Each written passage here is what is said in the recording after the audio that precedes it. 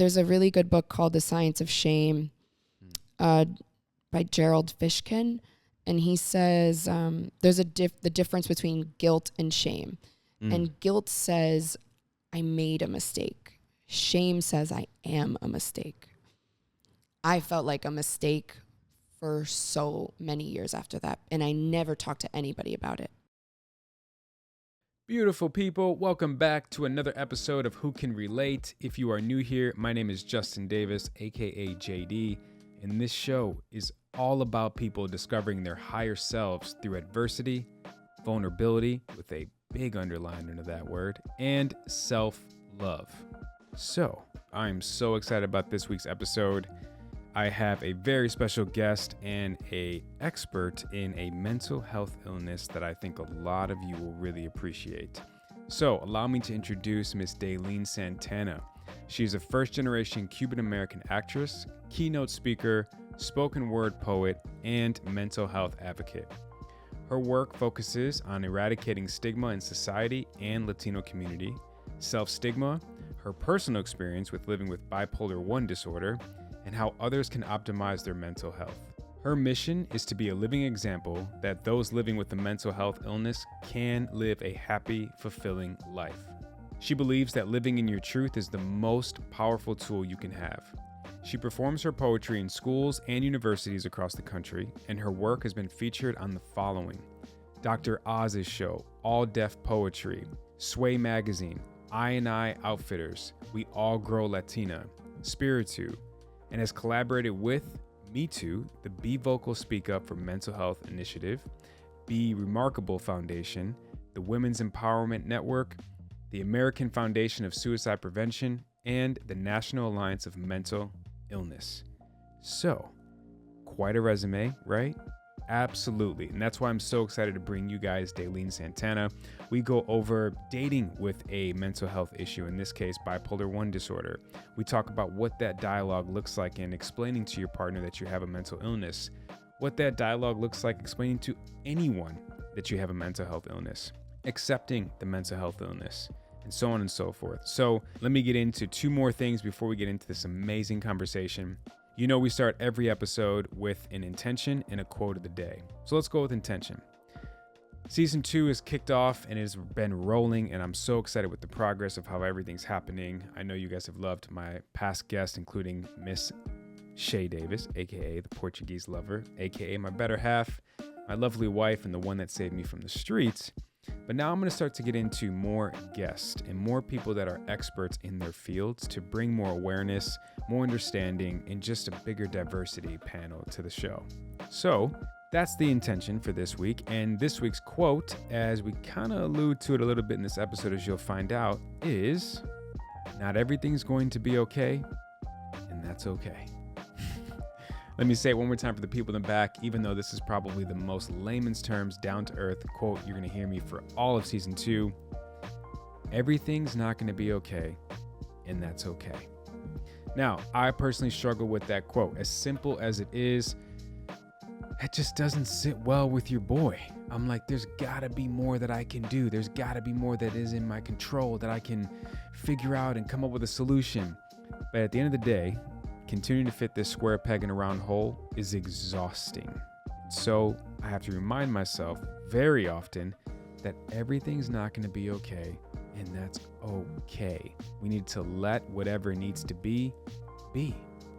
On that note, let's get into this amazing episode with Miss Dailyn Santana. Thank you for all your support. Thank you for all the comments. If you are new here, welcome. You are in for a treat. Let's do it.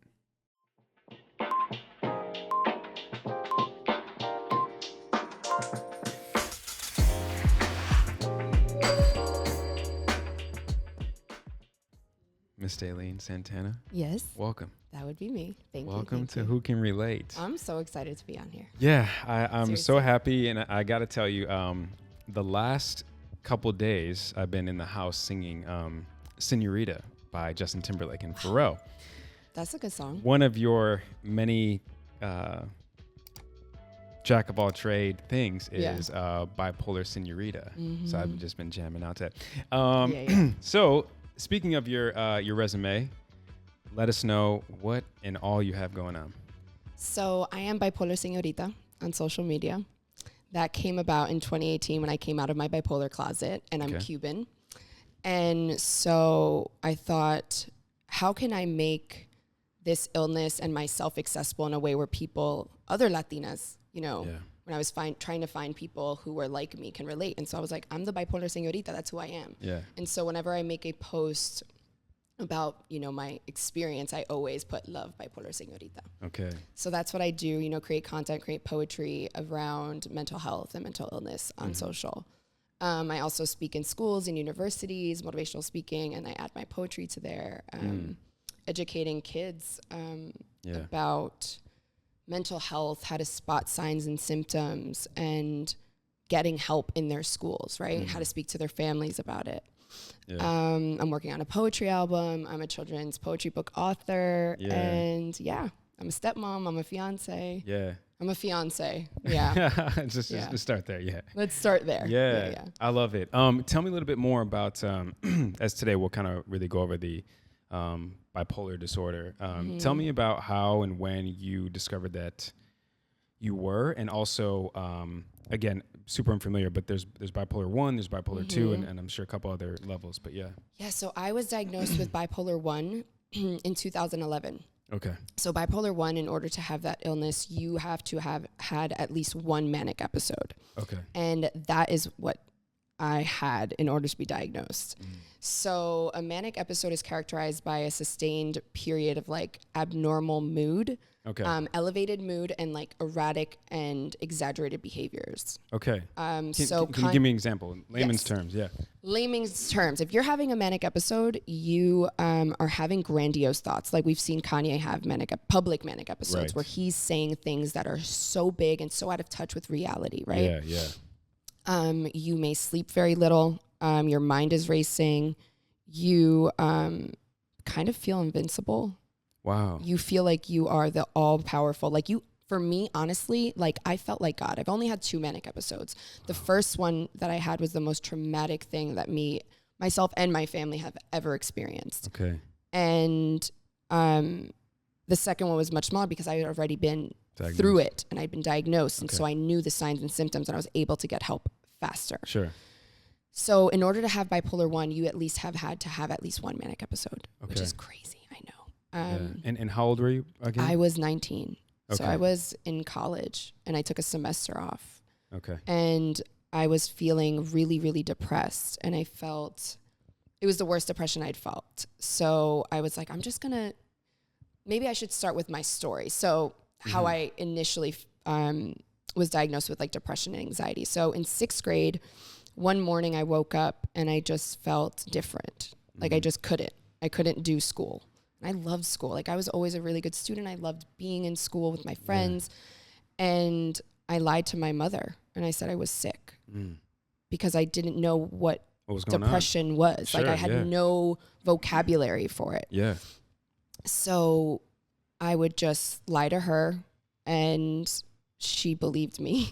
And throughout those days where I felt these feelings, right, and I had no vocabulary for it, as I said, like I would just sleep all day while they were at work. And when they would come home, I'd wake up and I'd just be like, just pretend. Turn it on. Yeah, turn on. Wow.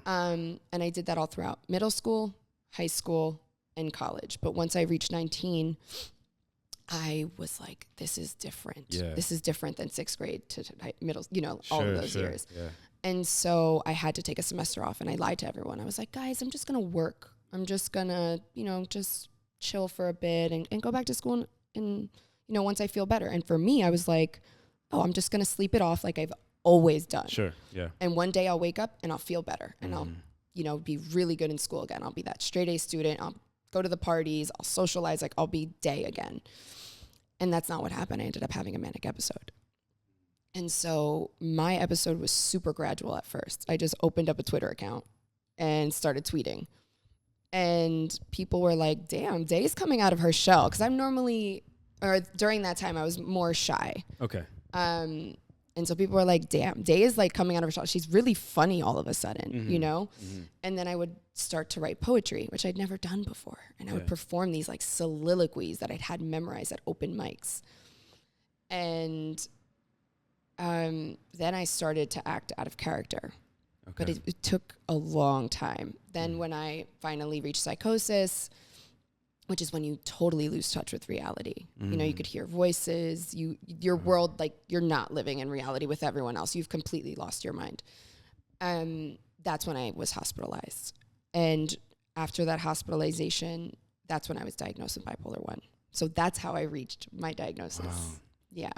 I'm so sorry. Yeah, it was like I said, it was the worst thing we had ever been through because none of us knew what was happening. Right. Including myself, you know, and although when you're experiencing mania, you have these highs. You literally feel like God, like invincible. You're creating, you're so immersed in the mania that you feel euphoric. Yeah. Everything, every drink of water, every song, the colors, plants, and everything is amazing. But it's still painful because your mind just doesn't stop. Yeah. And so how long did your episode last? It was almost 2 months.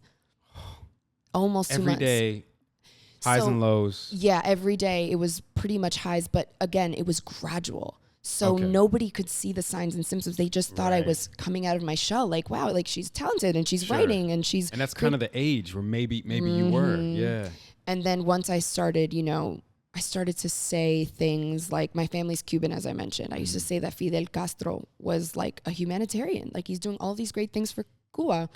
And then my parents were like, okay, no, you know, this isn't right. I thought I was a comedian and I'm funny, but I'm not a comedian. Yeah.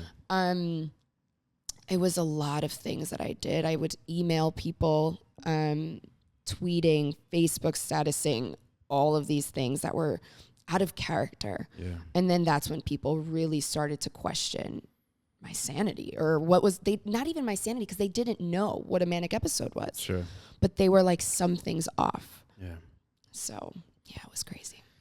Again, I'm so sorry. I can only imagine how you must have felt, how your parents must have felt, how your family, your loved ones who are around you. And I'm sure the biggest factor was just that confusion, you know, not being able to put your finger on it or be able to say, oh, it's probably this, you know, if I have signs of a cold, like let's take them to the doctor, whatever, and you can get medicine for it. But to not know what you're going through, to not have a history, correct me if I'm wrong. I mean, you knew you kind of did, but this was all kept within. Oh, bless your heart. I can only imagine like how that was. Yeah. And when I was hospitalized in Newark, right? Mm-hmm. And I got the diagnosis. And the thing is, I did so much in those 2 months. You say and do things that are so out of character. Yeah.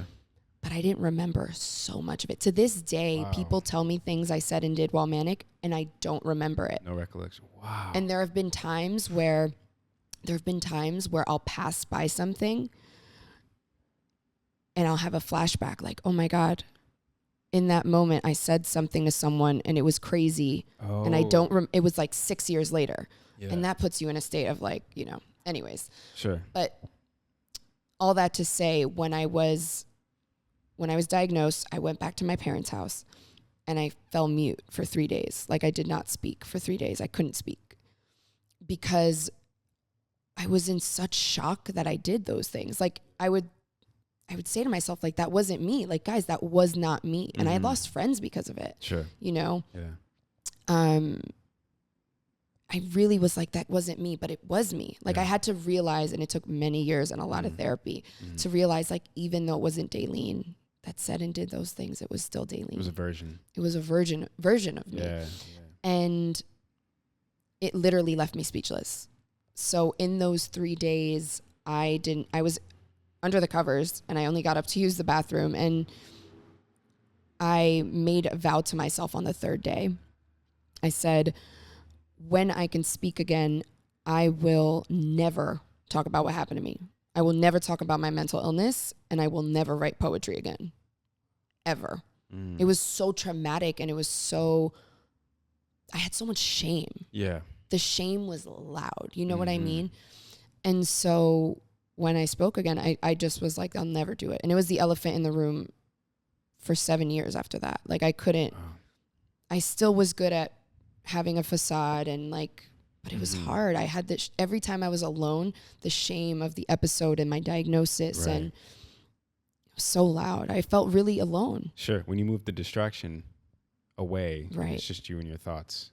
Yeah. There's a really good book called The Science of Shame by Gerald Fishkin. And he says there's the difference between guilt and shame. And guilt says, I made a mistake. Shame says, I am a mistake. Right. I felt like a mistake for so many years after that. And I never talked to anybody about it. Wow. I felt like a failure. Like I failed my family. I'm very close to my family. And that, you know, they got us out of the hood for what, you know, like look at all of the problems I caused. Yeah. And the pain that I caused them. Yeah, it was really bad. And I only felt those feelings. I mean, they carried with me everywhere I went, but when I was alone, I would beat myself up, and I just felt like no one could relate. Sure. No one around me could relate. Well, you felt alone, and then not only that, but then it's like now people are exiting your life. So you have that on top of it. Ugh. Yeah. I guess I want to go into, you said your fiance, very, very proud of that, which as you should be. How was it rather dating with this disorder, with this lack of confidence there for a long time, self-esteem, maybe a feeling like you don't belong or something wrong with baggage, whatever it is. Yeah. What was that kind of like initially?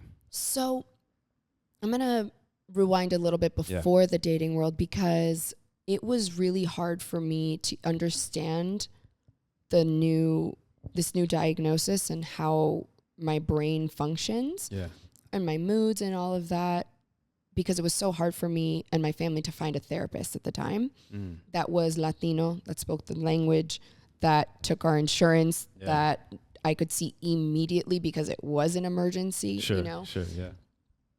And I always bring that up to people who aren't really well-versed in, you know, the illness, because it's really hard. It's really hard sometimes to get access to therapy. So you can understand why you are the way you are. Of course. You know what I mean? 100%. So I guess for anyone that's listening, I would always say, you know, to interview your therapist. Yeah. Like interview them and be very specific of what you need. It doesn't have to be an emergency situation. My situation was very different. Yeah. But if you are a very specific person with very specific needs, and to find the right person, and this all goes back to dating, because I had to date my therapists. That sounds weird, but finding a good therapist is like dating. It's literally like dating. Yeah. Because you have to talk about your family history in the beginning. You have to be awkward at first and try to be open and vulnerable, and, you know, but make it like an interview, like you're dating someone. I've That's why I brought it up. No, you stole my analogy. You took it. And yeah. You Really? It. Yeah. No, I've always said that. I'm taking credit for it. Do your thing. I've always said that. It's like finding a therapist is like dating. You need to know, like, not just one day it's going to be like, okay, I found my person. Or if it goes wrong, it's not the right connection. You really have to take the time. So I love that you said that. And you have to be patient, because it's not easy. Just like finding your life partner isn't easy. 100%. And you're going to be spending a lot of time. Yes. And very intimate thoughts and personal thoughts with this person. So I love it. So prior to dating an actual human being that was like, you know, to find my life partner, I had to find a good therapist. Totally. You know what I mean? And date in that way, whatever that. By the way, how long did that take roughly, if you can remember? Or how many did you have to go through, I guess? I went through a lot. I went through probably 4 or 5 before I found my current one, whom I love. Yeah. And I'm in a really good place now where her and I actually just saw her at the nail salon, which was really cool. Wow. And I was in LA? No, not in LA. Back home in New York. Yeah. And I haven't seen her I haven't had a session with her in like over 2 months, because I don't need, you know, there's times where you don't see your therapist for a while because you're like talking about the same things, or you're good, you know, you don't need the therapy. So I saw her at the nail salon. That was great. And I had free therapy, which was cool. But it took about 5 therapists to find her. Okay. And 5 doesn't even sound like a big number, but it's a big number. Oh, no, sure. Because you have to, so much that you have to reveal in the beginning, as you know. And you kind of start over You and start each over, time. and then you do feel like a failure. Like, it didn't work out with Right. just like dating. It didn't work out with this one. Is there something wrong with me? I was going to say, then you're the common denominator. So is it me? Yeah. Exactly. You get it. Yeah. Okay. So working with her was wonderful because I noticed that I was doing similar things with myself that I was doing with my partner. Like, I had similar mindsets, like how I was I'd be hard on myself, so I'd be hard on him. Yeah. Anyways, meeting my fiance, it was kind of like love at first sight. It's really cheesy. No, our story's kind of cheesy. That's all good. It does exist. But yes, it does. It does. With him, I didn't tell him that I had a mental illness or about the manic episode. It normally starts like how we just had a conversation. Like, it was my manic episode, you know? Sure, yeah. And because there's so much stigma, like Kanye, you know, like that is a very triggering person who shares my diagnosis. Yeah. And there are times where I don't want to talk about it or don't want to be, because he's, especially now, you know, there's a lot of dangerous things that he's doing. Yeah. And although the reasons for that is his mental illness, it doesn't excuse his behavior. Totally. Same with me. Totally. You know? Yeah. But I am very lucky where I had the support and the parents that I have, my sister, that they loved me so much and I could educate them, and they would drop everything. They dropped everything. Yeah. To help me, where I don't think Kanye has that. Anyways, that's a whole nother podcast. That is a whole nother podcast episode. But I didn't tell him in the beginning. So how long did you wait? I probably waited like 2-3 months. Yeah, 2.5 months, something like that. Yeah. And he didn't believe me until 2 years after. Wow. He did not believe me. He didn't refuse to believe it. Sure. But he didn't believe me. He's like, I just don't see. Yeah. He did not see it. Well, we were in the honeymoon phase for like 2 years. Yeah. Because I was going to school at the time. We were just in Manhattan. So he was always meet me. And as we would just be doing all of the things, all of the dates and staying in hotels. And we were just living it up. So, and I didn't really have signs or symptoms for 2 years, like a little bit, but not enough for him to be like, okay, I can see how this is impeding on your daily life, and I can see what you mean. Yeah. It wasn't until we moved in together that he was like, oh, okay, you know, and I started showing signs of depression. My bipolar disorder is more, I'm medicated now, so there are rarely signs of mania at all. But I have more of the depression side. Okay. So we can definitely talk about that and how I cope with that. But that is when he realized, like, oh, I see it. And that took like 2 years. Yeah. Did you find yourself at all trying to act different? And basically trying to hide it, I guess. It? Yeah. In the very beginning, yeah. Sure. Yeah. Because when you first start dating, you don't. Yeah, you don't expose everything. You don't expose everything, right?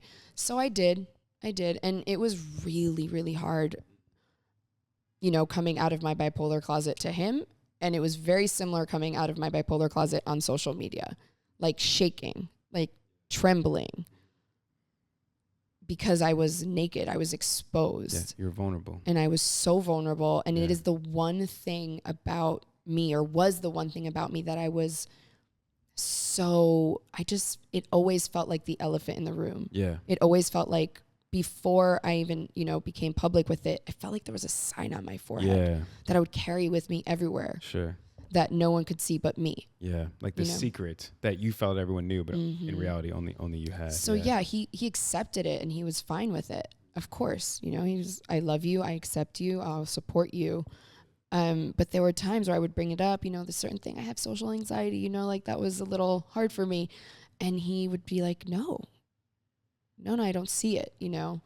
So that was hard. Yeah, it was hard a bit. Yeah. I can totally relate in the sense of being afraid to open up to your partner, your new partner, about something that you are not necessarily trying to hide in a bad way. Like, I gotcha. You know, I've been holding this in this whole time. It's not about that, but it's more so like, maybe you feel embarrassed. Maybe you don't even have the words to articulate what's going on. And what I mean by that is, for me, when I was dating as a young father, I was would have been 21, 22 at the time. Now dating, that's not really a good look, right? It's like, not that my daughter's baggage, but here it is. Now I've had a child out of wedlock. I've had a child with another woman, and I'm only 21. Nice to meet you, future father-in-law. You know what I mean? So understanding all of this, like it brought me back to that. Obviously mine is way lighter.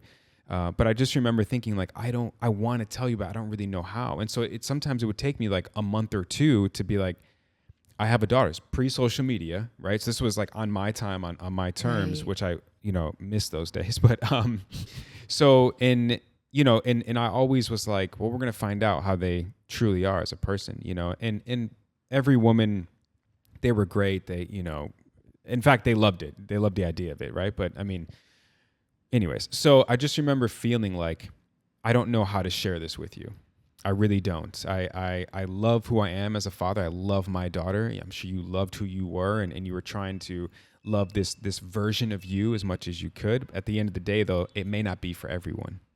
And so having the confidence to open up about that, I really admire. And if a lot of people are thinking like 2 months is a long time to like, it's like this shit is deep. This is not like light by any means. So I guess maybe if we can, like, what was some of that conversation like? Like, what was that dialogue like with your partner? Like, I have something to share with you, and I'm finally ready. Yeah, well, he has 2 boys. Okay. And I was 21 when I met him, and he told me, I think it's the first time I'm saying this on a podcast. Okay, I appreciate it. Got exclusive. All right, exclusive. Okay. He told me like 2.5 weeks after we met via email. Oh, wow. Okay, this is the guy that I love, so I can do this. Like, No, I can totally sure. throw him under the bus. Email, wow. But also, he was 10 years older than I. Okay. And he didn't know what to do either. Yeah. So for him, that was although I still don't agree with it, you know what I mean? Yeah. But he was terrified, and for me now, because of what I was hiding, right? Like, I understood it. But I knew I had to tell him in person because I wanted to see his face. Like, I wanted to see, because I just knew if he wasn't the one, I would know it. Sure. The moment I saw woman's intuition. That's right. Not to be messed with. Not to be Ever. messed with. Yeah. You are not wrong. So, the way my story, the manic episode, like I said earlier, it's so taboo. It's so bipolar is still, there's so many celebrities that have come out, and have shared their illness and their diagnosis and their experiences, but it just sounds ugly. Yeah. It sounds bipolar. It has a negative. It has such a negative stigma on it. Yeah. Stigma, right? Yeah. And for me, like, I had to tell him. I just had to pull the Band-Aid, and the conversation just went like, listen, you met me at this point. I'm doing what I love. I'm in one of the best schools in the world. I am so happy. I'm so fulfilled. I'm falling in love with you, right? And this is amazing. But a few years ago, not very long ago, I had this happen to me. I had something really bad happen to me. And he was his jolly self and was like, what? I mean, it couldn't have, what is it? What is it? And I kind of couldn't get it out at first. And it took me a while. And he was like, well, he kind of circled back. He's like, well, what happened? Like, what happened? I was kind of beating around the bush, I think. Sure. And he's like, it couldn't have been that bad. And there's nothing that you can say that's going to stop me from pursuing you. And so I told him. And his reaction was, I think it was really not good. Good is not the word, but it was received well. It was received, and he was transparent in his reaction. Sure. And I mean, again, he didn't really believe it because he's never encountered mental illness in that way. He's never encountered mental health issues in that way where where he's dating someone or in his family or in his work, right? It was never in his realm of reality. Yeah. Like so many of us. It was foreign to him. Yeah, it was foreign to him. Like so many of us, we don't realize that like 1 in 5 people are diagnosed with a mental illness or deal with a mental health struggle at some point in their life. Sure. So you don't have to be diagnosed for the rest of your life. Right. But 1 in 5, like that is staggering. Yeah. Right? Way more common than we thought. Yeah. Way more common. And because of the pandemic, like doctors and psychologists and psychiatrists are suspecting that within the next 10 years, because of the effects of the pandemic, that's going to just skyrocket even more, you know? Yeah. So, but he didn't have any of that knowledge. So to him, he was like, it's not that it's fine, but I accept it. Yeah. Like, you know, we'll figure it out. We'll figure it out. Right. Yeah. He didn't understand the ramifications of what that could look like, you know, in the future. So after you told him, what was the feeling? Would you just feel relieved? Were you now like, yeah, the idea's fun, but like it could be rough? Like what was going through your mind? To be honest, I think I was relieved that he felt okay with it. Okay. And it was received. And because I was in such a good place, I don't think I thought about it much in a way where I thought it would affect our relationship. Okay. That's and amazing. I was really comfortable with no one else knowing besides him. Like, remember, I was in that comfort zone where the people who saw me manic, you know, like that was a different trauma. But now moving forward, no one really needs to know. He knows, and that's okay. Sure, yeah. And I wasn't public with it, so I was in a good place, I think, then. That helps, because I'm sure there's a lot of people who are, you know, wanting to open up about this and don't know how, can't find the words, can't find the, you know, ability to, and maybe don't even have the safe space to. So once you can finally get it out, I can only imagine, you know, it was some type of relief. Yeah, I mean, it is a relief, and I know that I'm profoundly blessed in that way, and I know that not everybody has that, you know, and so for people who may be watching and feeling that, you know, okay, well, she had this great guy, and yes, she has a great sister and family, I would say to them, you know, there are people online like myself, and communities and therapists and blogs that you can find, just a Google search, that people that are like us, right? There are support groups that you can see, well, now where people have similar diagnoses, and you can talk to people and find your community if you don't have that, right? Yeah. And it's important to have that. It's important to seek it. From strangers online, it's even so important. That's how I came out. Like, the person that saved my life literally was a stranger I've never met to this day. Wow. Yeah. So it's possible. You just have to seek it, because those people are waiting for you. Yeah. And that feeling of you're not alone, I can't even imagine. The sense of like, okay, it's not just me. This person's getting through it. I can too. Let's almost like a super team. You know what I mean? Let's team up and figure this out. Totally. So what else can we give people who may be on the spectrum of like, I don't know, maybe I'm kind of relating to a lot of the symptoms you were mentioning. Like I've had that before. What are some of, you know, any type of tips or tools that we can give them that's like, you know, kind of next steps in order to really figure out, like, maybe you should talk to someone, or maybe you are, you know, borderline, et cetera. Right. So I think with depression, let's start with depression. Yeah. Because a lot of people can relate to that in many stages of their life, right? Yeah. But when we start to really worry and think that there is a disorder present, or you should seek help, not even, right? There doesn't need to be a diagnosis or a disorder present, but that you should seek help, or just even seek help from a friend, is when we are realizing that it's impeding on our daily functioning, our daily lives, right? So if there are moments where you wake up, like I did when I was in 6th grade, right? Yeah. And you're just like, oh wait, I can't. Brushing my teeth is like climbing Everest, right? Or going to this appointment, cleaning, you know, washing the dishes. You feel as though there's just, it's hard to describe depression. And I'm a poet, so there's a lot of exhaustion. It sounds like it's a lot of exhaustion. You feel like a black cloud is just like pushing you down, right? And it's impeding on those things. That's when you need to seek help. That's when you know, like, okay, there's something wrong. Yeah. And with depression, there doesn't need to be a reason a lot of times. Like when people are diagnosed with depression, there doesn't need to be a moment in their life, like a family member passing, you know, like most people, they deal with grief. They experience depression could be a long period of time. But if you're diagnosed with depression, you could just wake up on a random Tuesday. Yeah. And that's what it is, you know? So tips and tools. Seeking therapy is super important because what I have noticed, even having a great support system, they know you.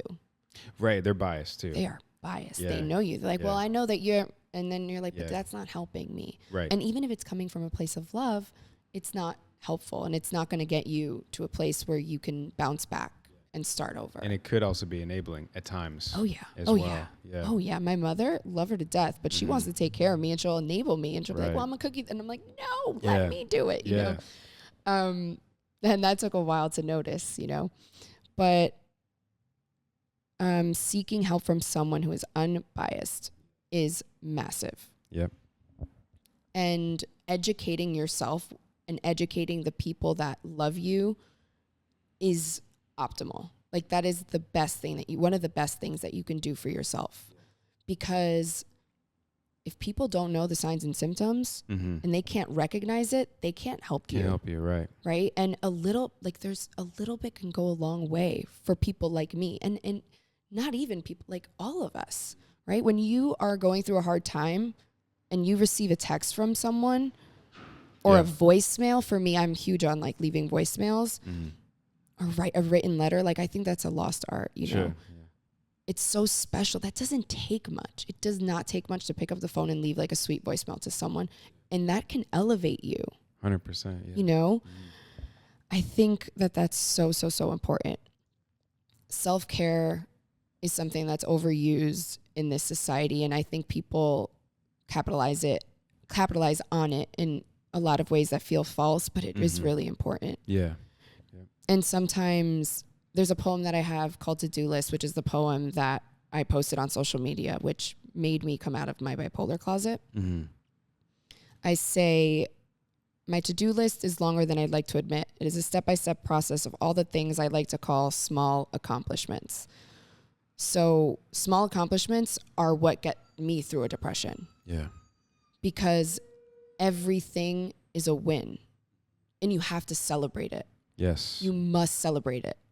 If you're anxious, if you're depressed, if you feel anything that's on that spectrum, if you did something or many some things, you need to celebrate yourself for real. I know I'm looking at you like I'm like, no, but I mean it. Like it is so important to celebrate those small wins because that will get you out of bed the next morning. Yeah. Because you know that you've accomplished something and you feel better, you feel more confident in yourself. And you want to do more of it. And you want to do more of it. Yeah, it's contagious. So it's contagious, yes. So I think those are the tips and tools I would use in the beginning. Seeking help, celebrating your small wins, and finding the support, the little things, and educating the ones that are around you and educating yourself.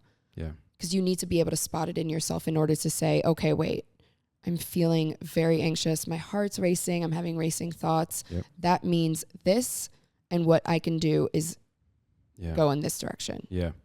Yeah. The awareness. Thank you, by the way, for sharing all that. Of course. That is so helpful. And what I'll do is any resources and anything you care to share, I'll make sure I leave it in the notes. The awareness thing is such a big piece of it, you know, in order to help yourself first and foremost, and then in order to ask for help and try to be a guide in a sense to that person wanting and offering to help, we have to be aware. And then we have to accept what we've now become aware of. And that I can only imagine for someone who struggles with any type of disorder or any type of disease, especially in the mental health space, that acceptance is probably a really hard step. For me, I know I've battled with seasonal depression. I've been growing up in the Midwest, the wintertime was rough. And mood swings. And then for me, as I realized lately, is traveling sometimes can just really throw my mood off, because it's a different bed. It's a unfamiliar territory. I'm around, a lot of people at a lot of different times of the day. I very rarely get my me time kind of thing. I'm on someone else's clock, which I'm not really used to. All this to say, it would throw me off. And I would call Shay, and even in the past, I would call my ex, and it's like, what's going on? You're all right? And like, for me, even though I'm not, I hate that question. It's like, kind of irks me. So, and my answer is like, yeah, I'm fine, which is I'm not. The ones who know me, when I respond that way, they know that. And so, like Shay now, because I'm able to be aware of this, I'll be like, you know what, I just need a minute. Like, if I've gotten home, I'm just like, just give me like 30 minutes, or if I get off of a shoot and I'm out of town, I'm like, she's like, are you off of work? What are you doing? And I won't call her. I'm like, just give me a sec. And so being aware of that, and then accepting that I'm human. I can be thrown off. It was really hard. I felt like Superman a lot of times, and I can do all things. And pouring from this empty cup is okay, and so realizing that it's not, and being able to identify, accept, and then now translate that to someone is super helpful for me. Yeah, accepting the fact that we're not going to be okay all the time. Right. To not only ourselves, but the outside world and the people we love and our coworkers is really hard. 100%. Because we want to be normal. All the time. And optimal and on it all the time. Yeah, we want to be on, and we want to be great. And, living with a condition like I do, it's really hard to accept it. And there are days where I still have trouble accepting it, because I'm an advocate now, and I do travel to schools, and I try to be a champion of this illness. And I remind myself, like, I'm just offering, I'm educating, and I'm offering my experience so people can, to help others, right? And inspire others to do the same in whatever way is right for them. And even on some days, I'm like, I'm not a champion of this illness. Like, I'm not. Yes, I'm a suicide survivor. Yes, I'm powerful, but I still live with this. Right. And still working through it. Yeah, I'm still working through it. And even though these past 2.5 months without, calling my therapist have been amazing, like, I've had a lot of success in many aspects. That doesn't mean you're not going to, talk to me a month from now and I might be in a different place. And that's okay. Yeah. Because you don't live with a mental illness, but you go through things. Maybe 2 months from now, you and Shay will have a conversation like you mentioned, and you're like, you know what, give me 45 minutes because I'm not okay. Right. Usually it's 30. I need 45 today. Yeah, right. Exactly. Yeah, totally. But being okay with that is massive. Being able to accept that we're flawed in every way and being vulnerable and humbled by it. Yeah. We don't need to have all the answers. We really don't. Sometimes I step into a social setting because I sometimes do have symptoms of social anxiety. Sure. And very recently I went to an event in New York. I went alone to challenge myself. Yeah, good for you. Thanks. And I went to challenge myself. And in the beginning, when I walked in, there were a lot of women talking to one another in like their respective cliques and circles. And I'm like, I can't do this. Oh God. Yeah, for sure. So I went to the bathroom and I'm like, just go to the bathroom because people go to the bathroom and fix their faces and use the bathroom. Like it's not normal. So I went to the bathroom and I complimented this girl. We were washing our hands at the same time. And I'm like, I like your hat. I did like her hat. Mm-hmm. And then we just started talking a little bit. And then I was like, okay, bye. And I went to the bar and she came up to me like 5 minutes afterwards. She's like, do you mind if I sit with you? I'm like, yes, Yeah, right. Yeah, I was like, yes, okay. We ended up talking the whole event and she was like my buddy. We sat next to each other. Anyways, I say all that to say, had I not challenged myself and celebrated the small win, I did celebrate that win of like, look, you complimented someone's hat and you made a connection. Yeah. Let's just move on. Like you can do this. Like you are anxious as hell right now, but you can do this, you can continue to feel this way, feel that fear and do it anyway. And it ended up sometimes it's not going to, I've gone to events alone and I didn't vibe with anyone, or I just didn't have a good experience, but it's not going to stop me from trying again. Yeah. Because it's just not. That is so powerful. I'm so, I'm proud of you. Hopefully it's not weird to say to you, but No, I it's am, not. because that's so difficult. I, to this day, really struggle with that. Like, I am such a people person. I mean, it wasn't always this way. I used to be an introvert, believe it or not. And so I can recall so many different times where I'm like, I felt like everyone was staring at me in the room, and then I couldn't have the confidence enough to go up to someone and talk to them. And I probably got a resting bitch face, resting asshole face in my case, on me. And then it's like, no one even feels comfortable. And it's just this whole thing. And my job has a lot to do with coming out of that. Thank God. And so I really know that that's going to be so helpful for so many people. I also do consultations aside, which stemmed from the podcast. And one of my clients went to a concert by herself.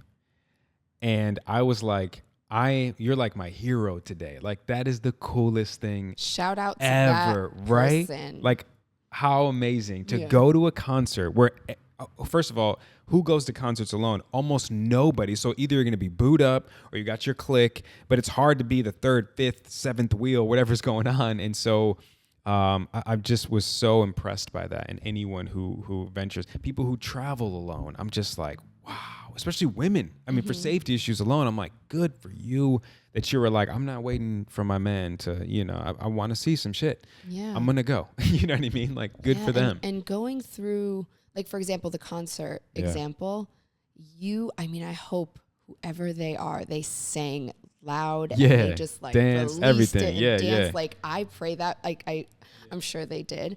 But to do that when you're alone, I do that in my car, but like, it's different. Or in the shower, like, people aren't watching you. Right.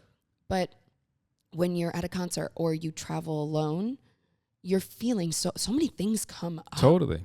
So many, like, signs and symptoms. I hate to use that, but it's true. Like, traumas, like, you're met with a lot of feelings, a lot of stuff.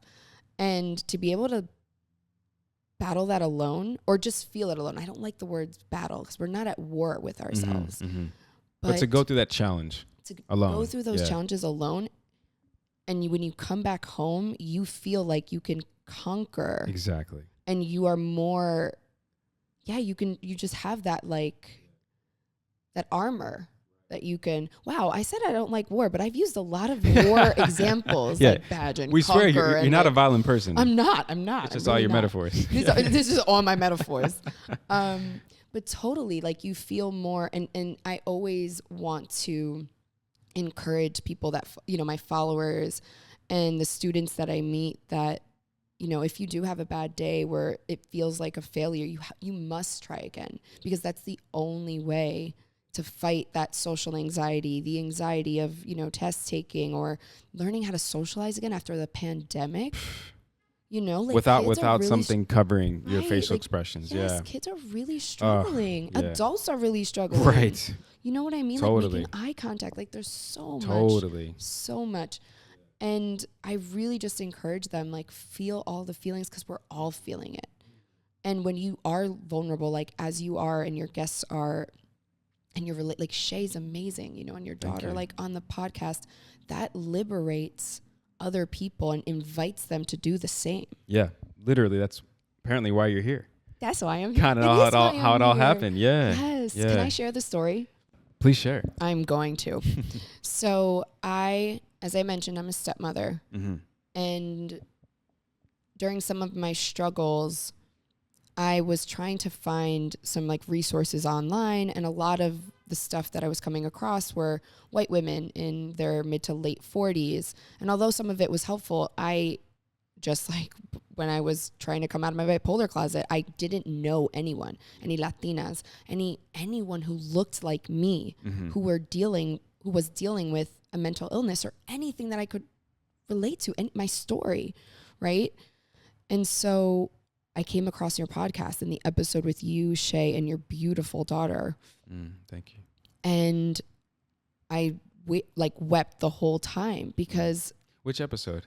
It was the three of you.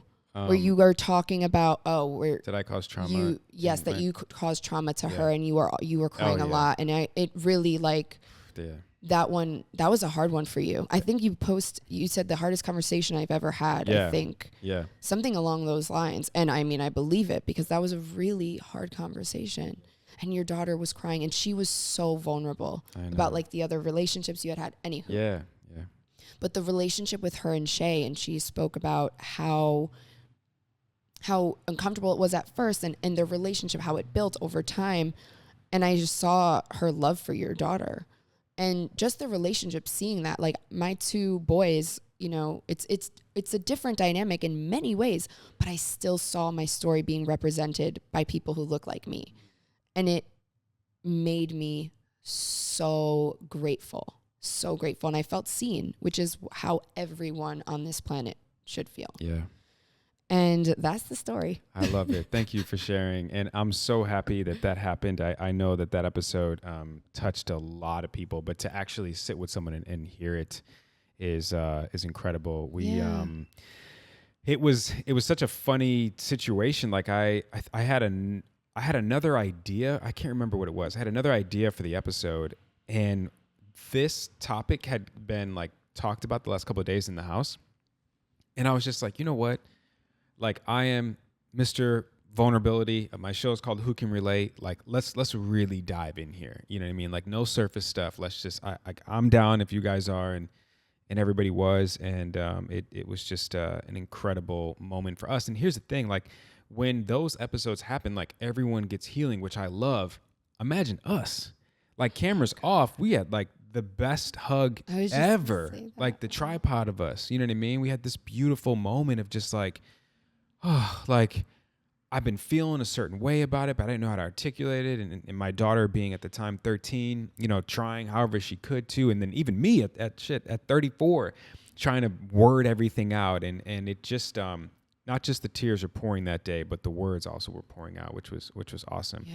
And then it led to an email that you sent me, and it was on a day where I was getting just a lot of spam. He deleted the email. And I skimmed like the first couple lines. I was like, delete. It's just another, I love your podcast and I think I'd be a great guest. And I was just like, it's spam. And then we have a mutual friend, Krizia, and she was, I'm working with her now for season 2, and she was like, I think I got a good guest. And I was like, you know, bipolar senorita is not a common name. So I was like, God, it stands out for some reason. And I was like, oh my God, she left me an email, and I totally treated her like spam. So here we all, full circle, I don't know how many months later, and I'm so happy we could do this. So last couple of things. What are you currently working on now? I know this Saturday, this will come out at this point. It's Tuesday. Yeah. Mm-hmm. But this Saturday you have a women's convention you're speaking at. And what else are you working on? Women's Empowerment Expo. I'm going to be doing a motivational speech and performing my poetry. I am continuing to be booked for schools and events where, you know, I'm educating and speaking about bipolar experience, mental health, education, and performing my poetry, you know. Mm-hmm. My spoken word, the children's poetry book that is bilingual, I'm still working on, and my poetry album, which I'm really excited about. Yeah. All your Instagram, website, whatever you have, it's already in the show notes. Yeah. It's been popping up here on the screen. Yeah. So people will be able to get in touch with you. Perfect. And I usually do a round of rapid fire questions. However, it wasn't really received that well. So I'm going to narrow it down to one, which to me is the most important question of the 5 that were random, but the one constant is... Talk to me. What does Miss Dailyn Santana admire most about Dailyn? That's nice. Why am I about to cry? No, take your time.